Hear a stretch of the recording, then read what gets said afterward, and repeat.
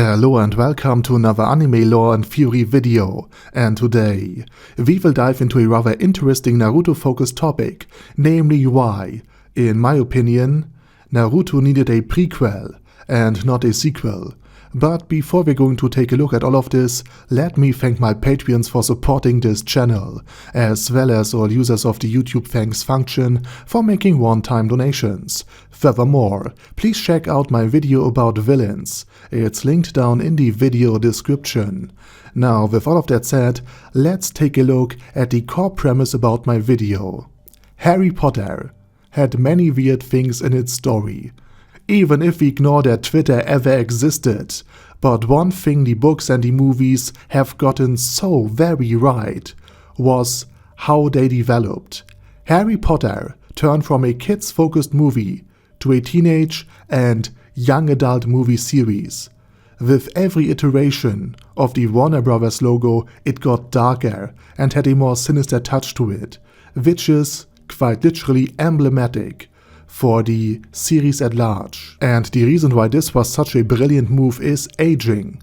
The kids that went to the first movie became the teenagers and young adults that watched the subsequent ones, before collectively cringing at unnecessarily toilet lore that no one wanted to hear. Naruto originally did the same thing. Shibbuden's first half was significantly darker than Naruto used to be. The characters were older, the plots more complicated, and the stakes higher. Characters such as Jiraiya died, and in the pain arc, many in the village lost their lives. Kakashi's death was quite shocking to me, and also perfectly fitted his character, who, like Obi-Wan, powered through so much horror and pain, loss and suffering, only to then give his life so that the next generation could live. But then everything got reversed, and finally the Ninja War happened, and despite it being a massive battle, Neji was about the only character that unexpectedly died. Naruto around this point lost steam. The characters looked quite literally uniform. People couldn't die or run out of chakra or blood, for that matter. And therefore even the most spectacular battles felt epic, at least at first, but inconsequential later on, and hollow. And then Boruto came out, which was much more light-hearted and softer, and aimed at a younger audience. But here's the problem. The audience of the original series didn't just suddenly start to age backwards at the start of the Fourth Ninja World War and of Boruto. It grew older. In fact, much too old for Boruto, who compared to Naruto was a downgrade. Let's be honest about that. Furthermore, I have no idea what the technological level in the ninja world is, and I believe Kishimoto-sama has the same problem that became apparent in Boruto. Naruto originally was never renowned for its bijou fights or other kaiju-themed battles. It was a series about smart shinobi outwitting each other instead of overpowering another with raw strength alone. And I believe that this very concept would work perfectly in a prequel, because there are after all 3 remaining Ninja World Wars that were only partially explored, and the third one seemed to be especially brutal and interesting. Amegakure was a minor nation that became the battlefield for 3 major powers. And Konohagakure wouldn't be portrayed as the good village that everyone wanted to destroy for some reason, but as just another party in this very conflict.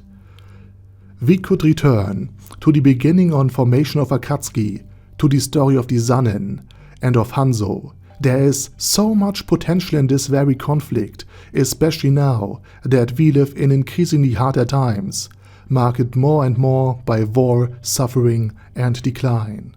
So telling the story of 3 orphans that had to grow up during all of this constant crisis and pain would without a doubt resonate deeply with the now more adult audience of Naruto. Also, this would address something that a lot of people have pointed out already. Boruto had a much nicer, much safer life than Naruto had. He didn't grow up as an outsider, as someone cursed with a demon inside of him, hated by the villagers, for it was his demon that had killed much of their family, their friends and relatives. Boruto didn't grow up as an orphan. He had a loving mother and a loving father, even a little sister and friends right off the bat. Yet still he complains and cries on a constant basis. And in order to make him shine, Naruto, Sasuke and everybody else had to be nerfed quite a bit. Which doesn't make much sense, given how Naruto and Sasuke had basically infinite chakra during the war, and Sasuke running out of chakra despite being able to use normal jutsus feels especially wrong, given how he could literally defend himself from the infinite Tsukuyomi while maintaining his perfect Susanoo for hours without any problem. He even fought Naruto at nearly full power after just sealing Kaguya and after not sleeping for 3 days straight or so. So again, a prequel where the power level is lower and therefore people had to rely more on tactics, strategy, ruses and ninja tools would avoid all of these problems while simultaneously giving the audience more Naruto when Naruto was at its peak. And with that said, I say thank you very much for watching and special thanks to Ada Daddy Ada, Bad Guy Yi, Bad Burrito 316, Beezer, Ben C, Brandon D, Chrissy, Crowley 0221, Sia, Crystal Prime, Dead Slime, Death is Mercy, Deathless Dragonlord, Demon Xenomorph 1987, Devin Downen, Ding Dong, Duckwagon, Dunkler Krieger, Dystopia, Dystopia II, Enigmatic Unicorn, Phil Walshivan, Guy with That Head, Hector Marino, Hoss, Huster, Jacob G, Jana B, Jason, J. Morris, Chromius, Kyle R, Lee K. Long, Legendarius, Lelouch Britannia with a Mustache, Lexus Fox, Lord Nishikian Rai, Lord Touch Me,